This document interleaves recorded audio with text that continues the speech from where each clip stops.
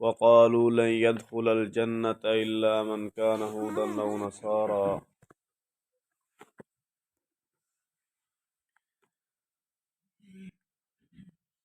انہوں نے کہا لن يدخل الجنة إلا من كان هودا أو نصارى کہ جنت میں ہرگز داخل نہیں ہو سکتا مگر وہی جو یہودی ہوا یا نصرانی ہوا۔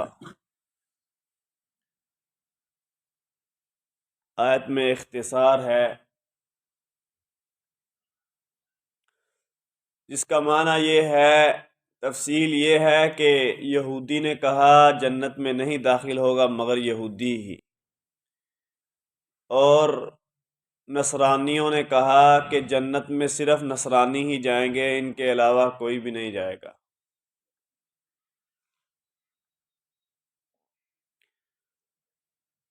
تلک امانیہم، اللہ رب العزت شاہ فرماتے ہیں تلک امانیہم، یہ ان کی خواہشات ہیں، یہ ان کی امنگیں ہیں محض، یہ ان کی دل کی باتیں ہیں۔ قل ہاتوا برہانکم ان کنتم صادقین، اے پیغمبر آپ فرما دیجئے ہاتوا برہانکم، تم کوئی دلیل لاؤ، اپنی دلیل لاؤ، ان کنتم صادقین، اگر تم سچے ہو۔ آگے اللہ رب العزت نے معیار بتاتے ہوئے فرمایا بلا، بلکہ بات یہ نہیں ہے، جنت میں جانے کے لیے یہودی ہونا یا نصرانی ہونا شرط نہیں ہے۔ بلا من اسلم وجہہ للہ، بلکہ من اسلم وجہہ للہ، جس نے مطیع کر لیا اپنا چہرہ اللہ کے لیے۔ وجہہ بولا جب انسان اپنے چہرے کو ایک چیز کے لیے، کسی شخص کے لیے، کسی ذات کے لیے مطیع کر لیتا ہے تو اس کا جسم تو بالاولیٰ پھر مطیع ہوتا ہے نا۔ تو کہا من اسلم وجہہ للہ، جس نے اپنا چہرہ اللہ کے لیے مطیع کر لیا، اپنے آپ کو اللہ کے لیے مطیع کر لیا، وَهُوَ مُحْسِنٌ، اس حال میں کہ وہ نیکی کرنے والا ہوا، عمل صالح کرنے والا ہوا، فَلَهُ أَجْرُهُ عِنْدَ رَبِّهِ، پس اس کے لیے اس کے رب کے ہاں اس کا اجر ہے۔ وَلَا خَوْفٌ عَلَيْهِمْ وَلَا هُمْ يَحْزَنُونَ، ایسے لوگوں پر نہ خوف ہوگا اور نہ وہ غم زدہ ہوں گے۔ آگے اللہ رب العزت ارشاد فرماتے ہیں وَقَالَتِ الْيَهُودُ لَيْسَتِ النَّصَارَى عَلَى شَيْءٍ، یہود نے کہا کہ عیسائی لیست کسی علی شیء، لیست النصارى علی شیء، جو عیسائی ہیں نصرانی ہیں یہ کسی چیز پر نہیں ہے، یہ حق پر نہیں ہے۔ وقالت النصارى لیست اليہود علی شیء، اور عیسائیوں نے کیا کہا لیست اليہود علی شیء، کہ یہودی حق پر نہیں ہے۔ وَهُمْ يَتْلُونَ الْكِتَابَ، حالانکہ یہ دونوں گروہ کتاب پڑھتے تھے، ان کے پاس کتاب تھی۔ یہودی اپنی کتاب میں عیسیٰ مسیح کا تذکرہ پڑھا کرتے تھے، لیکن پھر بھی چونکہ انہوں نے انکار کیا تھا عیسیٰ علیہ السلام کا، تو اس بنا پر یہ عیسائیوں کو غلط کہتے تھے عیسائی ہدایت پر نہیں ہیں،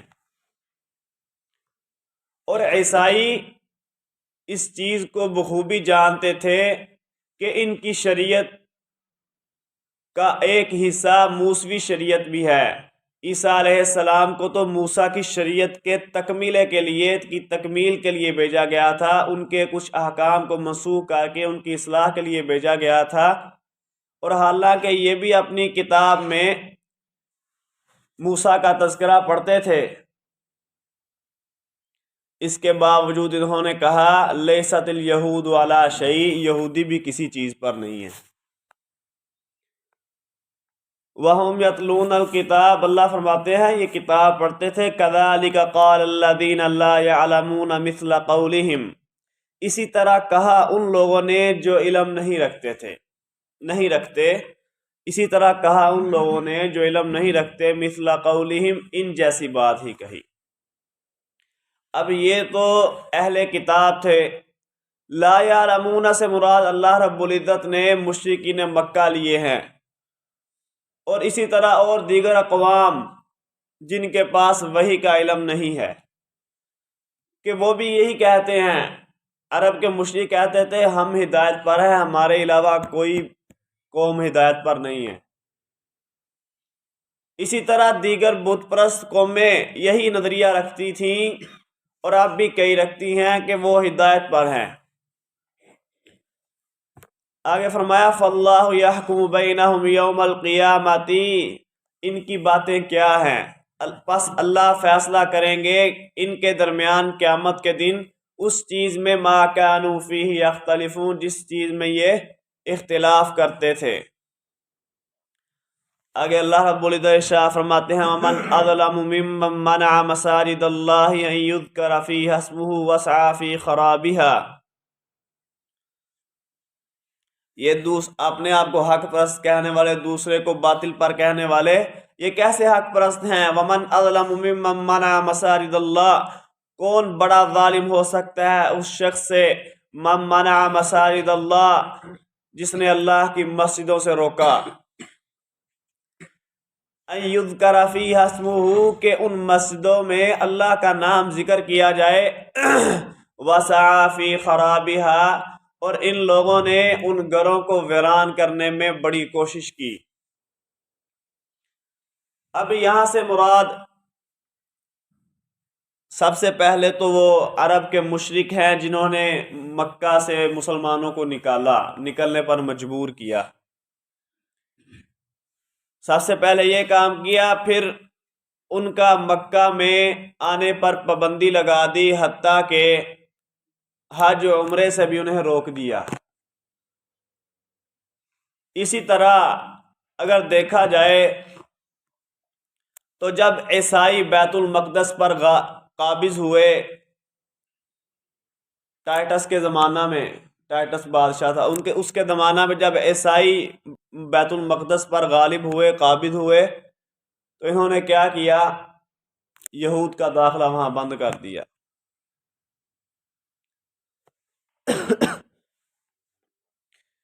تو اللہ رب العزت شاہ فرماتے ہیں یہ سب سے بڑے ظالم لوگ ہیں۔ لَهُمْ فِي أُولَٰئِكَ مَا كَانَ لَهُمْ مَن يَدْخُلُوهَا إِلَّا خَائِفِينَ، یہ لوگ جو ہیں ان کے لائق ہی نہیں کہ ان يدخلوها، اللہ کے ان گھروں میں داخل ہوں، الا خائفین، مگر ان کے دل میں ڈر ہو، یہ ڈرنے والے ہوں۔ لہم فی الدنیا خزی، ان کے لیے دنیا میں رسوائی ہے، ولہم فی الآخرۃ عذاب عظیم، اور ان کے لیے آخرت میں بہت بڑا عذاب ہے۔ اللہ نے فرمایا کہ یہ لوگ اگر ان مسجدوں میں داخل بھی ہوں، ہونا یہ چاہیے کہ یہ ڈرتے ہوئے داخل ہوں۔ حتیٰ کہ مسلمان جب فتح مکہ کے بعد مکہ بیت اللہ ان کے پاس آیا، اللہ نے مسلمانوں کو فتح دی، تو پھر وہ بھی وقت آیا کہ ابو بکر رضی اللہ عنہ نے اعلان کیا، اللہ کے رسول نے علی رضی اللہ عنہ کو بھیجا، جا کے اعلان کر دیجئے کہ آئندہ کوئی مشرک مکہ میں بیت اللہ میں داخل نہیں ہو سکتا۔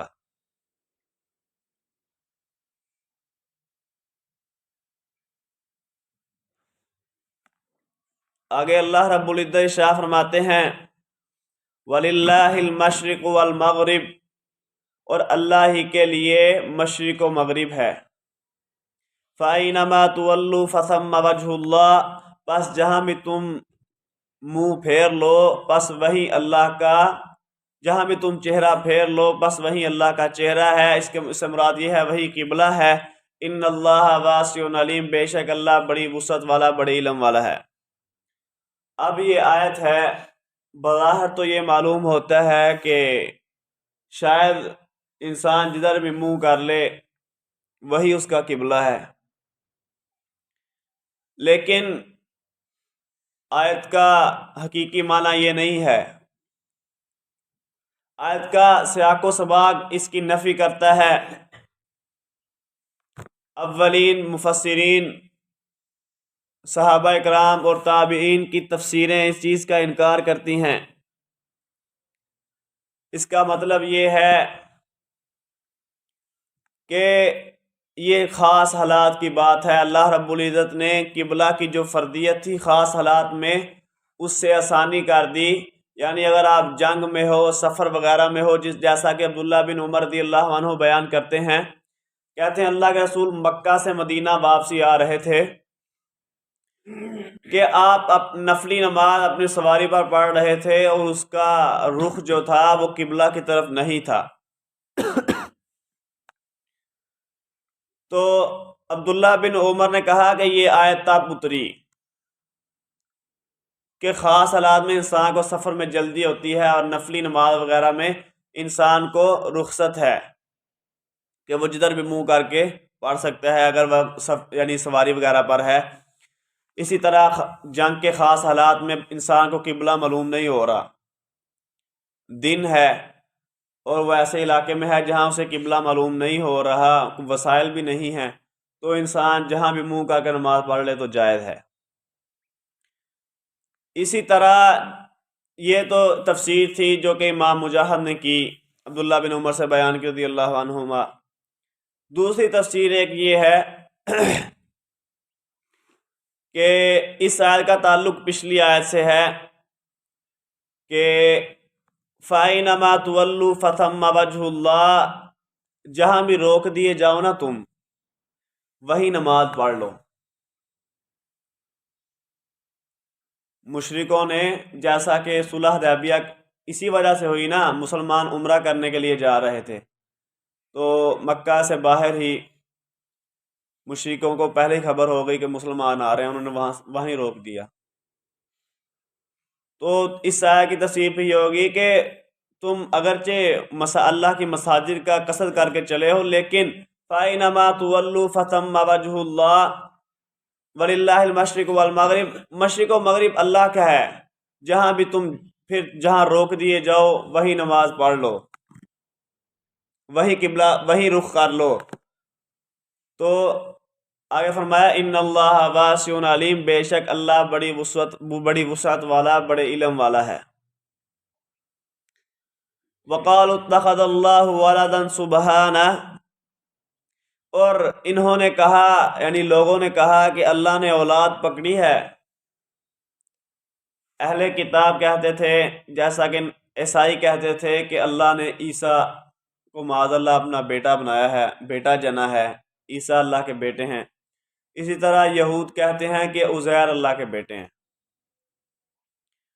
مشرکین مکہ کہا کرتے تھے کہ فرشتے اللہ کی بیٹیاں ہیں۔ تو اللہ رب العزت آگے اس کی نفی فرماتے ہیں، فرمایا سبحانہ، اللہ تو پاک ہے۔ اللہ اولاد تو ایک کمزوری ہے، بیوی ہونا ایک کمزوری ہے، اللہ فرماتے ہیں سبحانہ، اللہ ان تمام عیبوں سے پاک ہے۔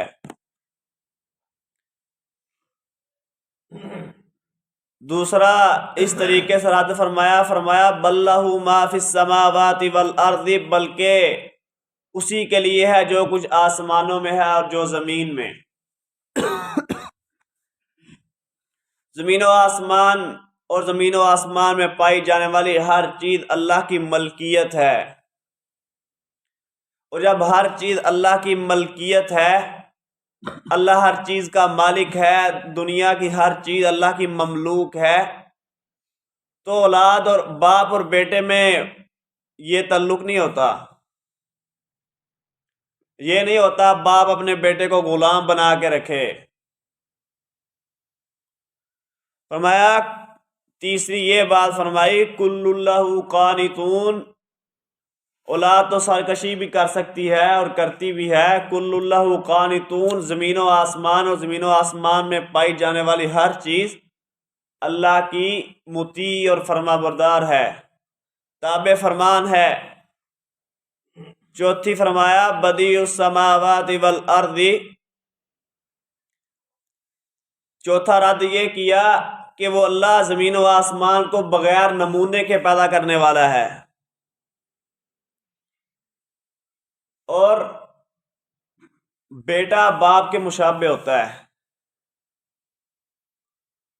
بیٹا باپ کے مشابہ ہوتا ہے، اور اللہ نے زمین و آسمان کو، اس میں پائی جانے والی ہر چیز کو بغیر نمونے کے پیدا کیا ہے. اور جسے تم اولاد کہہ رہے ہو، کیا وہ نمونے کے بغیر پیدا نہیں ہوا؟ وہ بھی نمونے کے بغیر پیدا کیا اللہ نے. تو پھر اللہ سے تشبیہ ہے ہی نہیں، تو باپ بیٹے میں تو تشبیہ ہوتی ہے. فرمایا بدیع السماوات والارض، تم جھوٹ کہتے ہو، اللہ تو زمین و آسمان کو بغیر نمونے کے پیدا کرنے والا ہے. وَإِذَا قَضَىٰ أَمْرًا، اور جب وہ کسی معاملے کا فیصلہ کر دے، فَإِنَّمَا يَقُولُ لَهُ، بس صرف اور صرف وہ اس کے لیے کہتا ہے کن فیکون، ہو جا، تو بس وہ کام ہو جاتا ہے.